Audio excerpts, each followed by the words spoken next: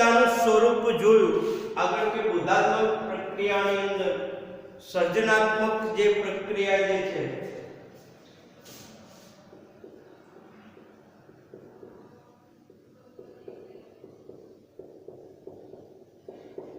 એની અંદર આપણે બોધાત્મક સર્જનાત્મકતાનું સ્વરૂપ જોઈ રહ્યા હતા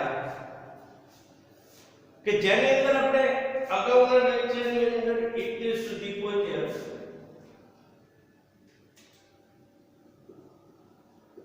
જેપી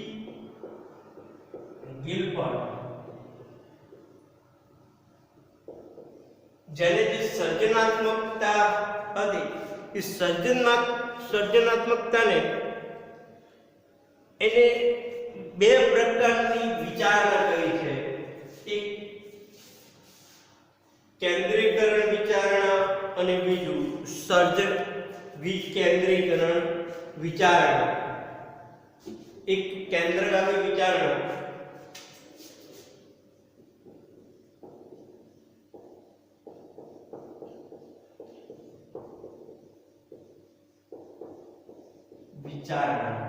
અને બીજું વિકેન્દ્રગામી વિચારણા. જો જેપી ગિલબર્ટ જે સર્જનાત્મક વિચારણા છે એને બે પ્રકાર આપ્યા છે. એમાં એક આપણે લઈએ તો કે કેન્દ્રગામી વિચારણા કોને કહેવાય?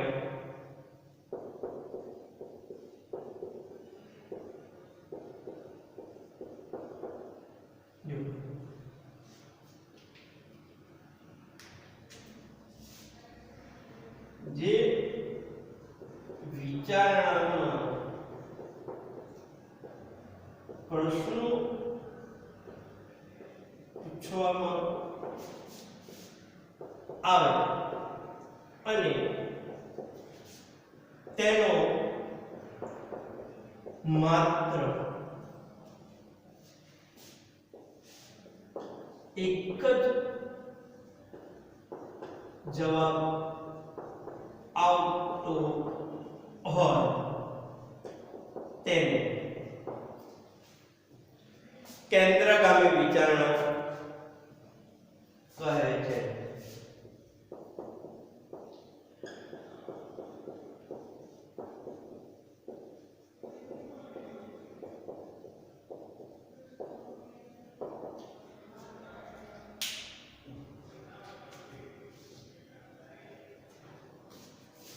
દાખલા તરીકે 3, 6, 9 આવો પ્રશ્ન પૂછવામાં આવે કે આના પછી કઈ સંખ્યા આવે?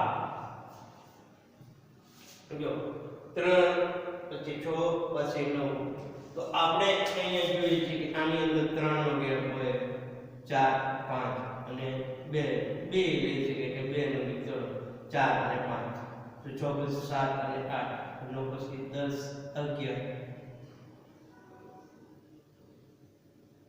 કયો હોય 12 તો જવાબ શું આવે? 12. આવી જે વિચારણા જે છે એને કેન્દ્રગામી વિચારણા કહેવાય. કેવી વિચારણા કહેવાય? કેન્દ્રગામી વિચારણા. બીજી વિકેન્દ્રીગામી વિચારણા.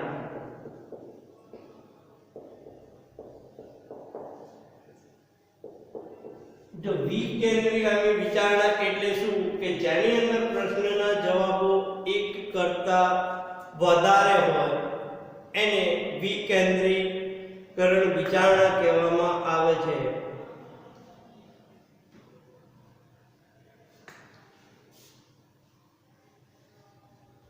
કે અમુક એવા પ્રશ્નો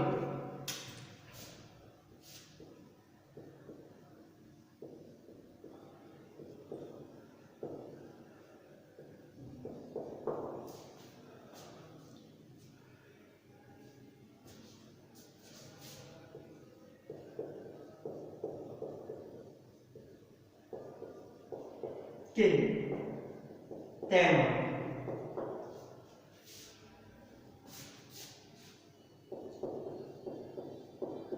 એક કરતા વધારે જવાબ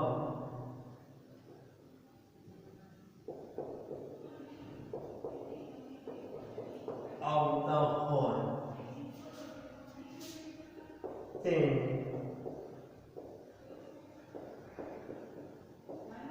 વિકેન્દ્રીકરણ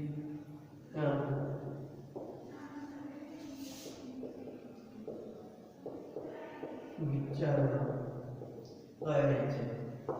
जो વિકેન્દ્રિત વિચારણાની અંદર શું હોય, જેની અંદર એક કરતા વધારે જવાબો આવતા હોય, દાખલા તરીકે એક લઈ ઉદાહરણ તરીકે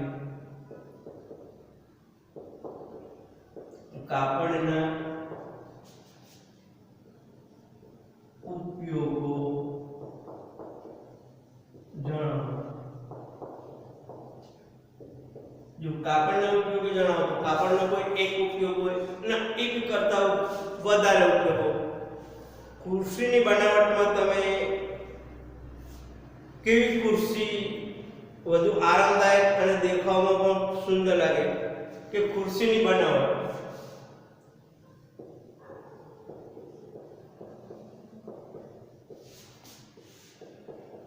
કેવી કરશો?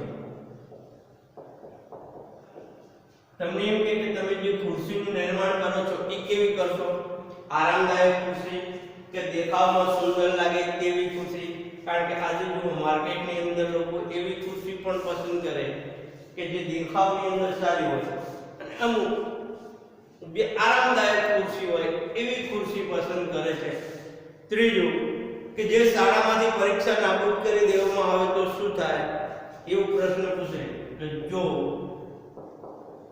શાળામાંથી પરીક્ષા નાબૂદ કરી દેવામાં આવે તો શું થાય? જો આવા જે આ ત્રણ પ્રકારના પ્રશ્નો જે છે એની અંદર ઘણા બધા જવાબો આવી શકે। એટલે જે જેપી ગિલબર્ટ જે છે જેપી ગિલબર્ટ એને બે પ્રકારની વિચારણા દર્શાવી છે, એક કેન્દ્રગામી વિચારણા અને એક વિકેન્દ્રીગામી વિચારણા। જો આજની જે સર્જનાત્મકતા શોધ જે છે ને કે વ્યક્તિ કંઈક નવી શોધ કરે છે એ આ વિકેન્દ્રી વિચારણાનું પરિણામ છે કે લોકો સર્જનાત્મક જો જે પ્રશ્નનો જવાબ મળી જતો હોય એના વિશે વ્યક્તિ કોઈ શોધ ના કરે, પરંતુ એવી વસ્તુની નવું સર્જન થઈ શકે કે જેના એક કરતા વધારે જવાબો હોય। જો ઉપરોક્ત પ્રશ્નના જવાબો માટે વિકેન્દ્રીકરણની વિચારણાની જરૂરિયાત પડે છે કે એની અંદર એક મુક્ત વિચારણા છે કે જેમાં વ્યક્તિ પોતાના અનુભવોને આધારે પ્રશ્નો કે સમસ્યાના અનેક ઉત્તરો વિચારી શકે છે અને આ પ્રકારની વિચારણા એ નવી અને મૌલિક વિચારણાના ઉદ્ભવ માટે જવાબદાર છે। સર્જનાત્મકતાના સોપાનો। હવે આપણે આગળ સર્જનાત્મકતાના સોપાનો જોઈએ।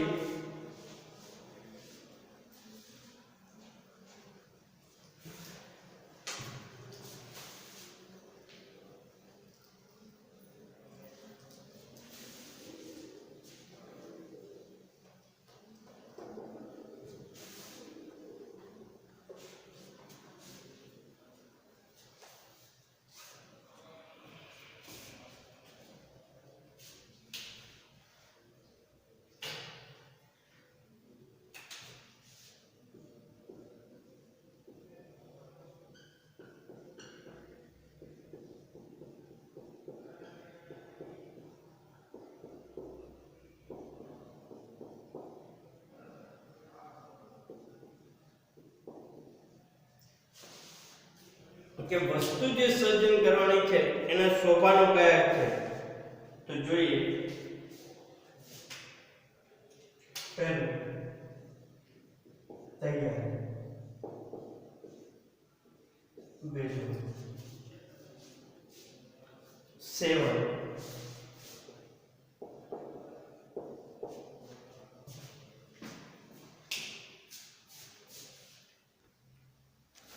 जो ત્રીજો વિચારનો ઝબકાર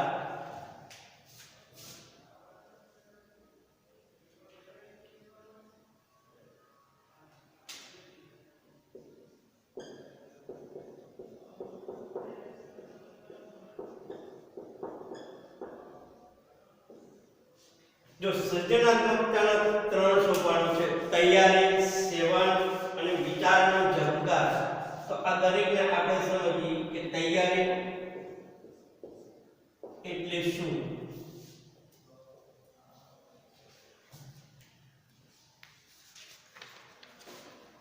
જો અહીં વ્યક્તિ તેની સમક્ષ રહેલા કાર્ય કે સમસ્યાને સમજવાનું અને તેનું વિશ્લેષણ કરવાની જરૂરિયાત અનુભવે છે કે સર્જનાત્મકતાની અંદર શું હોય કે કોઈ પણ વ્યક્તિની જે સમસ્યા હોય એ સમસ્યાને સમજવાની અને તેનું વિશ્લેષણ કરવાની જરૂરિયાત અનુભવે છે આ પ્રક્રિયામાં વિભિન્ન દિશાઓમાંથી વધુને વધુ વિચારણા કરવાની ઉત્સુકતા અને ઉત્તેજના ઉત્પન્ન કરે છે અહીં વ્યક્તિ સમસ્યા કે કાર્યને જુદા જુદા પરિપ્રેક્ષ્ય અને દ્રષ્ટિકોણથી જોવાનો પ્રયત્ન કરે છે જો સર્જનાત્મકતાના સોપાનની અંદર એક પહેલું સોપાન કે તૈયારી તો કે તૈયારી એ શું છે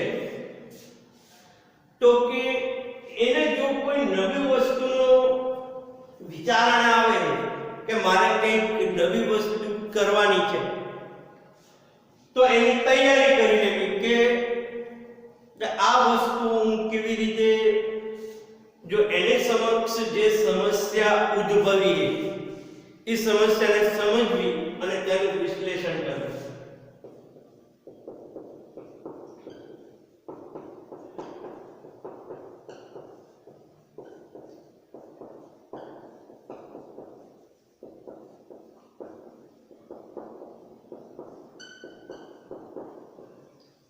એની તૈયારી કરી લેવી સમસ્યાને પહેલા સમજી લેવી કે આનું મારે એક સર્જન કરવાનું હોય અને એનું વિશ્લેષણ કરવું અને વિશિષ્ટ જે એનું વિશ્લેષણ થઈ જાય છે એની જરૂરિયાત ઉદ્ભવે છે અને આ પ્રક્રિયા જે એને ઉદ્ભવી ગઈ તો એનું અન્ય દિશામાંથી વિચારવું કે હું આ કાર્યને કેવી રીતે પાર પાડી શકે એનું વિચારણા કરવાની ઉત્સુકતા જે છે એ તૈયારી છે કે ધારો કે ઉદાહરણ આપણે લઈએ તો જે વાત કરી કે વિજ્ઞાનની અંદર જે વૈજ્ઞાનિકોએ કંઈક નવી વસ્તુની શોધ કરવાનો પ્રયત્ન કર્યો છે એની માટે એને અગાઉથી તૈયારી કરી લીધી અને તૈયારી કરી એનું વિશ્લેષણ કરી अन्य दिशाओं में विचारનો ઝબકાર કર્યો है અને પછી નવી વિસ્તાઓ નવી વસ્તુઓનું એમને સર્જન કર્યું है બીજો મુદ્દો સેવન તો સેવન એટલે શું કે જ્યારે તમે કોઈ વસ્તુ વિશે વિચાર્યું નવું સર્જન કરવાનું જેની અંદર આપણે વાત કરીએ કે ગુરુત્વાકર્ષણનો જે નિયમ શોધનાર વૈજ્ઞાનિક એમને આખો દિવસ એવો વિચાર કર્યો કે સબજન ઉપરથી નીચે કેમ પડ્યું ઉપર ના ગયું પછી જ્યારે એમને એ બાબતનું જ્ઞાન નહોતું થતું કે એનો વિચાર નહોતો આવતો એટલે એમણે શું કર્યું કે પોતાના વિચારોને થોડાક સમય માટે માંડી વાળ્યો आराम करो એટલે કે એ વિચારને થોડાક સમય માટે છોડી દેવો આ જે વિચારને છોડને એને સેવન કહેવાય જો જ્યારે વ્યક્તિના મનમાં વૈકલ્પિક વિચારો કે યોજનાઓ પેદા થાય છે અને તે સમસ્યા કે કાર્યને વિશિષ્ટ પરિપ્રેક્ષ્યમાં જોવાનો પ્રયત્ન કરે છે ત્યારે તેને થોડા સમય માટે રોકાઈ જવું કે વૈચારિક રીતે થંભી જવાની અનુભૂતિ થઈ શકે ત્યાં સુધી એ અમુક વ્યક્તિમાં આ દિશામાં નિષ્ક્રિયતા કે અનિશ્ચિતતાની લાગણી ઉત્પન્ન થાય છે અને અમુક સમય માટે તે સમસ્યાનું કાર્ય છોડી દે છે. આ અવસ્થાને સેવનની અવસ્થા કહે છે. જો સેવનની અવસ્થાની અંદર શું હોય કે જ્યારે તમે કોઈ પણ નવી વસ્તુનું સર્જન કરો ને અને સર્જન કરતા સમયે તમે એની યોગ્ય દિશા તરફ ના જાઓ, તે કાર્યની અંદર થાકી જાઓ, તો થોડાક સમય માટે કાર્ય છોડી દો. સાવ નહીં, થોડાક સમય માટે કાર્ય તમે જે છોડી દેતા હોય એને સેવનની અવસ્થા કહેવાય. કે કાર્ય ખોટું કરું એના કરતા થોડા સમય માટે છોડી દેવું અને વિચારનો ઝબકાર.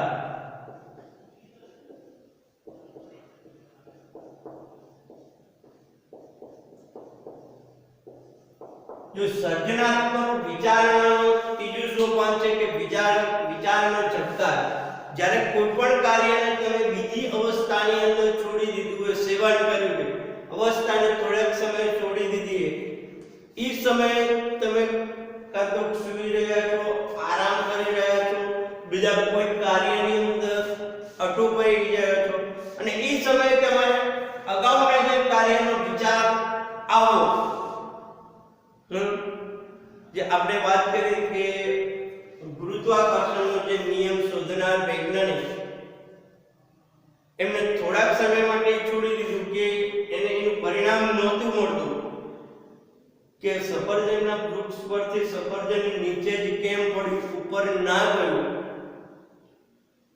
પણ અચાનક એમને જે વિચારનો ઝબકાર થયો કે ધરતી જે છે એની જે ગુરુત્વાકર્ષણ બળના હિસાબે કે કોઈ પણ વસ્તુને જે પોતાની તરફ ખેંચે છે એના હિસાબે જે પદાર્થ જે છે એ ઉપર જવાની જગ્યાએ નીચે જાય છે. આવો જે વિચારનો ઝબકાર થઈ અને જે સર્જનાત્મક શક્તિ કે અચાનક કોઈ નવો વિચાર આવી જવો એને વિચારનો ઝબકાર કહેવાય છે. જોઈએ જો સંશોધને દર્શાવ્યું કે સેવનની અવસ્થા દરમિયાન જ્યારે વ્યક્તિ સમસ્યા વિશે ચેતન રીતે વિચારી રહ્યો હોતો નથી તો બની શકે કે સર્જનાત્મક વિચાર તાત્કાલિક ઉત્પન્ન ના પણ થાય. એટલે કે જ્યારે સેવનની અવસ્થા દરમિયાન શું કે જે શોધ કરે એના વિશે બિલકુલ નથી વિચારી રહ્યો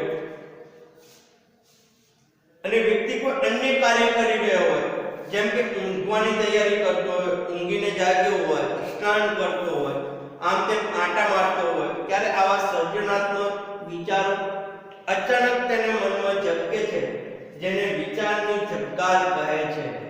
બોલચાલની ભાષામાં આપણે તેને ટ્યુબલાઇટ થઈ તેવું પણ કહીએ છીએ.